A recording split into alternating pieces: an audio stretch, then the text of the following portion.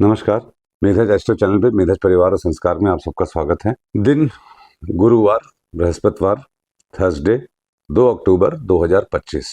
तिथिश्च श्री मापनोति। तिथि है दशमी तिथि। दशमी एक पूर्णा तिथि है जो कि गुरु के अनुसार फल देती है।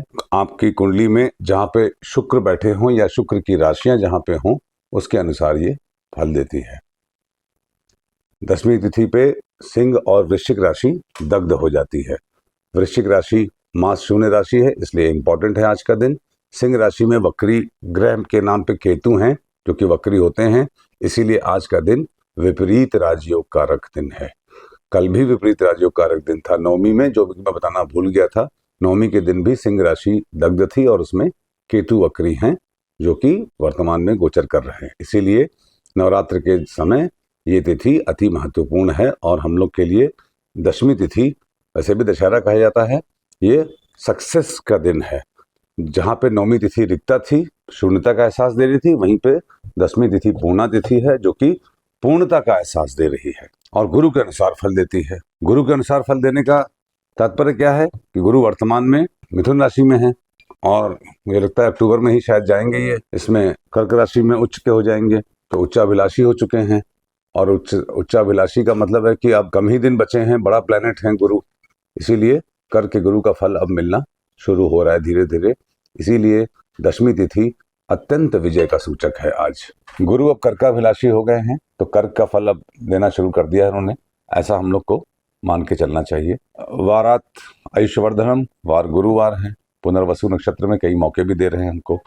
नक्षत्रात हरते पापम, नक्षत्र है श्रवण। श्रवण नक्षत्र जब गुरुवार को हो तो ये बड़ा शुभ योग बनाता है और ये शुभता प्रदान करता है। और जब श्रवण नक्षत्र एक्टिवेट होता है, श्रवण नक्षत्र में जब चंद्र होते हैं तो धनिष्ठा, कृतिका और मघा एक्टिवेट होता है, क्योंकि सामने के सारे डायरेक्ट दिशाओं के नक्षत्रों में से धनिष्ठा, कृतिका और मघा। आप एक चीज गौर करिए कि श्रवण, मघा, धनिष्ठा, कृतिका, ये चारों ही नक्षत्र हमारे पितरों से बहुत डायरेक्टली रिलेट करते हैं। कृतिका अग्नि है, धनिष्ठा हरिहर हैं, मघा स्वयं पित्र हैं और श्रवण विष्णु जी हैं। कलयुग की एंट्री श्रवण नक्षत्र से हुई थी। तो ये जो दशहरे के दिन श्रवण नक्षत्र का पढ़ना और गुरुवार को पढ़ना, ये बहुत ही शुभ योग है।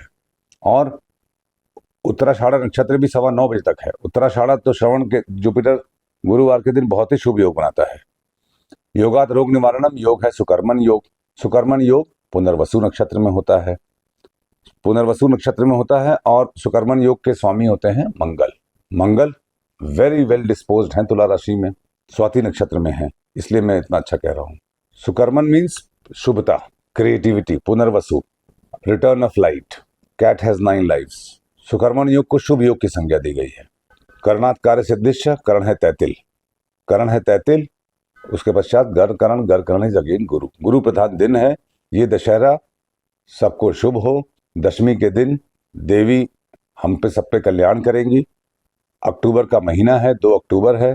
2 अक्टूबर मतलब कुंडली में 2 डिग्री के प्लैनेट या उसके आसपास के प्लैनेट्स एक्टिवेट होते हैं। इन बातों का आप ध्यान रखिए।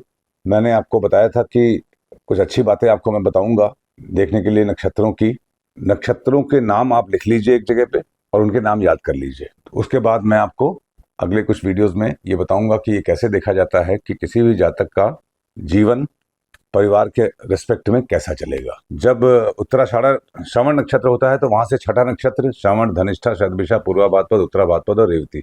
रेवती पे लात पड़ती है लगता। रेवती में कोई प्लैनेट नहीं है, चिंता की आवश्यकता नहीं है। और श्रवण नक्षत्र से वेद होता है आर्द्रा पे, तो आर्द्रा में कोई प्लैनेट नहीं है, इसलिए हम लोगों को ऐसा कोई प्रॉब्लमेटिक दिन नहीं है। दिन हर तरफ से शुभता को दर्शा रहा है। इस शुभता को आपको सदुपयोग करने की आवश्यकता है। Thank you very much. घर से बाहर निकलने से पहले जीरा खा के निकलिए। तो थर्सडे है, आपका दिन शुभ। Thank you.